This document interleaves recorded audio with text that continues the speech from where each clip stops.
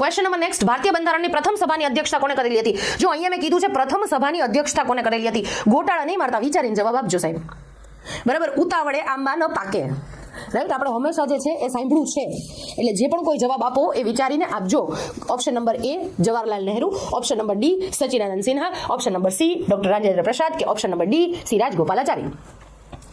બરાબર, મેં એવું કીધું કે સૌથી પ્રથમ બંધારણની પ્રથમ સભાની અધ્યક્ષતા કોણે કરેલી હતી?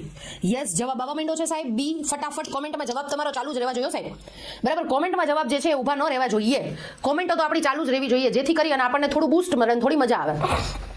યસ, ચલો સાહેબ, સરસ મજાની આપણે અહીંયાથી વાત કરી લઈએ. જો આપણી સામે પ્રશ્ન આવે ને એટલે આપણને તરત યાદ આવે કે ઓકે બંધારણ સભાના અધ્યક્ષ કોણ હતા? તો યસ લખો ડોક્ટર રાજેન્દ્ર પ્રસાદ. ખોટું.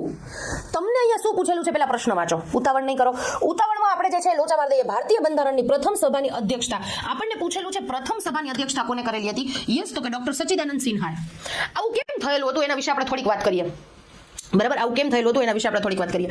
સાહેબ થાય છે એવું કે 15મી ઓગસ્ટ 1947ના દિવસે આપણને આઝાદી મળે છે.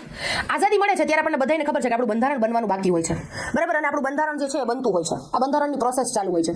હવે પ્રોસેસ ચાલુ છે તો બંધારણ લાગુ તો ન પાડી શકાય, કારણ કે હજી બને છે. એટલે ભારત દેશ માત્ર ને માત્ર સ્વતંત્ર થાય છે. આ સ્વતંત્ર થતો હોય છે એ દરમિયાન બંધારણ કોને બનાવ્યો? તો કે બંધારણ સભાએ. આ બંધારણ સભા જે છે એ બંધારણ સભાની પહેલી બેઠક ક્યારે મળે? ચલો ફટાફટ કોમેન્ટ કરો તો મને બધા. બંધારણ સભાની પહેલી બેઠક જે છે એ કઈ તારીખે, કયા દિવસે, કઈ સાલમાં મળે છે? ફટાફટ બધાની કોમેન્ટ હોવી જોઈએ. બંધારણ સભાની પહેલી બેઠકો બરાબર કયા દિવસે, કઈ સાલમાં અને ક્યારે મળે છે? એ દિવસ કયો હતો? યસ તો એ દિવસ હતો 9મી ડિસેમ્બર 1946. યસ 9મી ડિસેમ્બર 1946. આ 9મી ડિસેમ્બર 1946 જ્યારે બંધારણ સભા આખી ભેગી થાય છે, પહેલી વખત બધા લોકો મળે છે.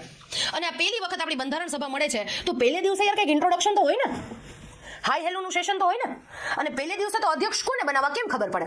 એટલે એ દિવસે જે છે એ જેબી કૃપલાણી નામના વ્યક્તિ હોય છે કોંગ્રેસમાં. જે લોકોએ બંધારણ વાંચ્યું હશે એમને ખબર હશે. બરાબર, બંધારણ સભાના એક સભ્ય કોંગ્રેસ, બરાબર, કોંગ્રેસ પાર્ટી તરફથી બિલોંગ કરતા જેબી કૃપલાણી.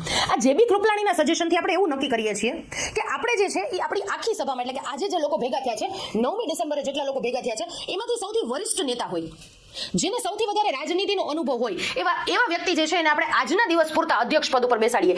એક દિવસ, બરાબર. એટલે સૌથી પહેલા જે વ્યક્તિ બેસે છે એને આપણે કહીએ છીએ અસ્થાયી અધ્યક્ષ. હજી અહીંયા સ્થાયી અધ્યક્ષની વાત ન થઈ, હવે આવશે.